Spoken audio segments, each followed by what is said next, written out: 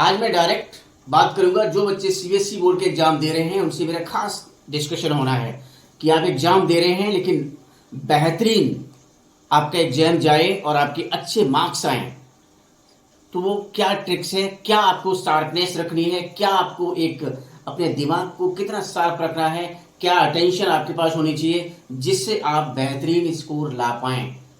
Exam में सारे बच्चे स्टडी करते हैं लेकिन कहीं ना कहीं ऐसी गलती हो जाती है जिससे उनके मार्क्स कहीं ना कहीं कम आते हैं। तो मैं आपको बता दूं, और पीसीएम के अंदर आपके मार्क्स अच्छे होना क्यों जरूरी है। दूसरा, आप सीबीएसई में अच्छा स्कोर क्यों नहीं कर पाते, यानी कि जो बच्चे कॉम्पिटिटिव एग्जाम देते हैं और सीबीएसई एग्जाम देते हैं उन दोनों में क्या डिफरेंस है, way of attempt of the question, यानी कि एग्जाम देने में क्या डिफरेंस रखना चाहिए।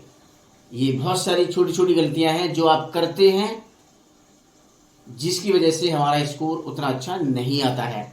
दूसरा, और क्या आपको सावधानियां इंपॉर्टेंट और हैं, क्या आपके वीक एरियाज हैं जिस पे आपको काम करने की जरूरत है एग्जाम देते समय। आप जरा ध्यान से समझिए। मैं professor doctor Chandrashekhar, academic adviser and career counsellor, आप सुनिए बड़े ध्यान से।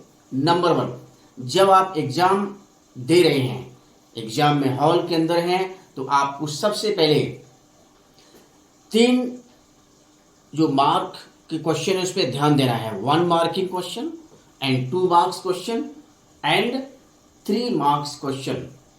ये आपके स्कोर को एकदम बूस्ट कर देते हैं।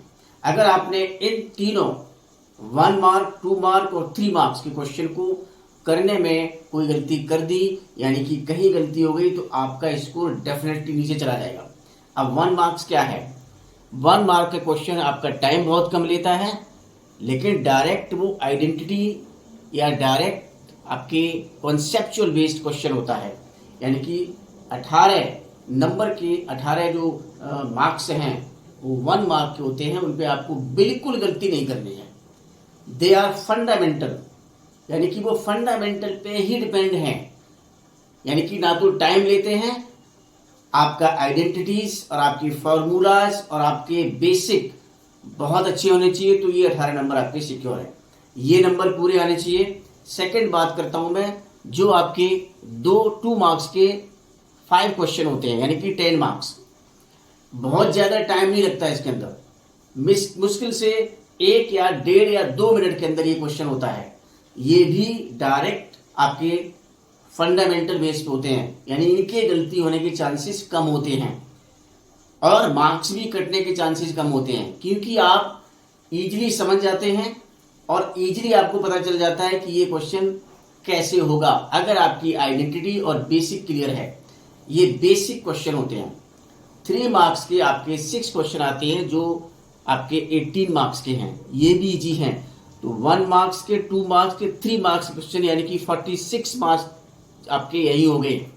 यानी कि 46 नंबर लाने में गलती बिल्कुल ना करें। 3 मार्क्स का क्वेश्चन थोड़ा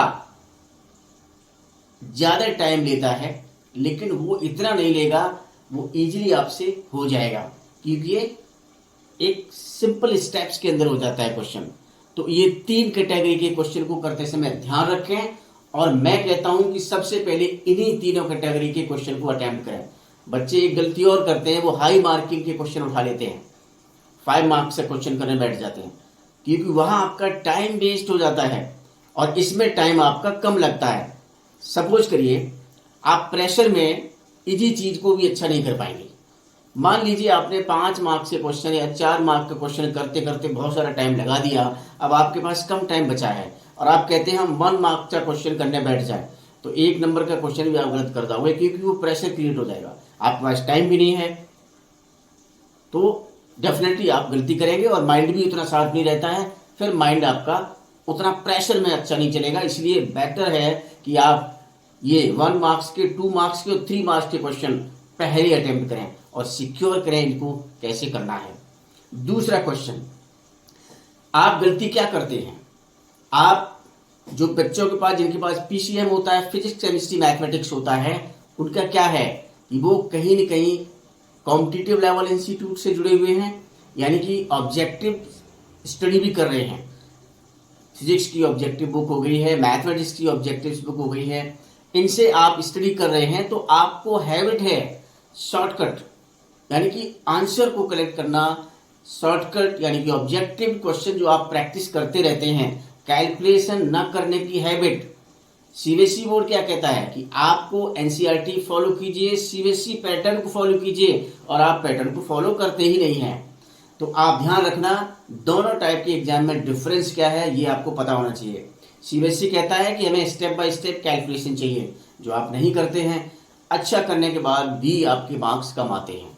तो ये दूसरी सावधानी आपको रखनी है कि सीबीएसई का एग्जाम दे रहे हैं तो आपको पता रहे कि मैं एग्जाम कैसे दूं, कि मुझे स्टेप बाय स्टेप सारे लिखने हैं कि नहीं लिखने हैं। सेकंड, मैंने बहुत सारे ऐसे केसेस देखे हैं कि बच्चा आईआईटी में तो पास हो गया है, आईआईटी जो जेई में अच्छा स्कोर ले आया है, रैंक अच्छी ले आया है, उसका बड़ा अच्छा कॉलेज मिल रहा है, बट वो सीबीएसई एग्जाम में फेल है, या पीसीएम में मिनिमम 55% मार्क्स आपकी रिक्वायरमेंट होती है अच्छे इंस्टीट्यूशन में, अच्छे कॉलेज के लिए। यानी कि 55% आपके पीसीएम में नहीं है तो आपको आगे एडमिशन भी नहीं मिलेगा, चाहे आप कितनी भी रैंक ले आइए। ध्यान रखना, इसीलिए पीसीएम में आपका स्कोर 55% एटलीस्ट होना चाहिए। तो ये गलती दूसरी है कि कॉम्पिटिटिव लेवल के स्टूडेंट सीबीएसई बोर्ड एग्जाम देते समय अपनी शॉर्टकट ट्रिक्स को यूज करते हैं, जो कि नहीं करनी है, नहीं तो आपके स्कोर कम हो जाएगा। सीबीएसई पैटर्न को फॉलो करें, नीट एंड क्लीन कैलकुलेशन, मतलब स्टेप बाय स्टेप। ऐसा नहीं है कि आप बीच में कहीं भी कर रहे हैं, पता होना चाहिए आपके जो भी आंसर शीट चेक करेगा कि आपने किस स्टेप को कहाँ दिखाया। जो भी आपने क्वेश्चन किया है वो आइडेंटिटीज भी अगर आपको मेंशन करनी है तो राइट साइड में उसको लिख दीजिए कि इस आइडेंटिटी का यूज किया गया है। क्लियर? ये दूसरी है जिससे कि आपके आंसर शीट जो चेक करेगा उसको पता होगा कि इसमें प्रॉपर तरीके से इसने लिखा है। ठीक है। नंबर 2, आप सारे क्वेश्चन को अटेम्प्ट कीजिए, क्योंकि सीबीएसई बोर्ड स्टेप मार्किंग देता है। आप कुछ भी क्वेश्चन करें, जो हाई मार्किंग के क्वेश्चन है उनमें आप आइडेंटिटीज ठीक तरीके से लिख के आए हैं, भले ही आपको क्वेश्चन पूरा नहीं आता है, आपने कैलकुलेशन अगर आपने 25% 50% कर दी है तो भी आपको सीबीएसई स्टेप मार्किंग देगा। यानी कि अगर आप उसको अटेम्प्ट नहीं करेंगे, छोड़ देंगे, तो आपकी स्टेप मार्किंग नहीं हो पाएगी, वहां पर भी आपका स्कोर डाउन हो जाएगा। ठीक है। तो आप स्टेप मार्किंग का बेनिफिट उठाइए कि स्टेप मार्किंग के भी आपको बेनिफिट मिलना चाहिए। नंबर 2, आप किसी क्वेश्चन को छोड़ेंगे नहीं।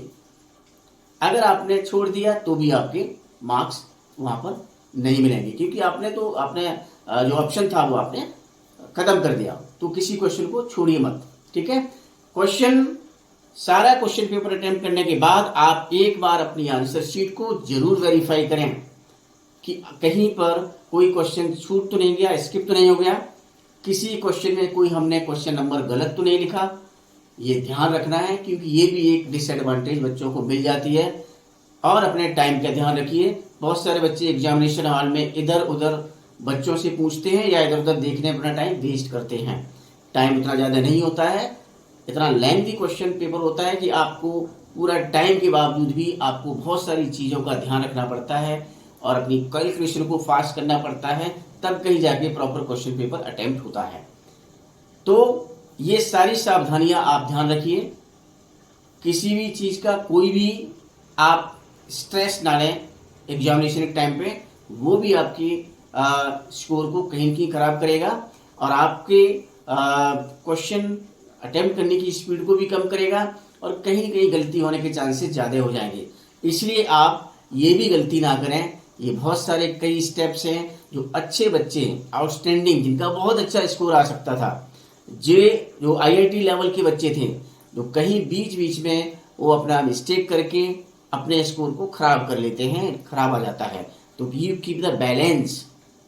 आप एग्जामिनेशन देते समय अपने को बैलेंस रखिए, स्ट्रेस मत लीजिए। Thank you. ये एडवाइस अगर आपको अच्छी लगी है तो आप डेफिनेटली आप इसको सब्सक्राइब कीजिए और शेयर कर दीजिए। नेक्स्ट वीडियो में हम आपको फिर मिलेंगे।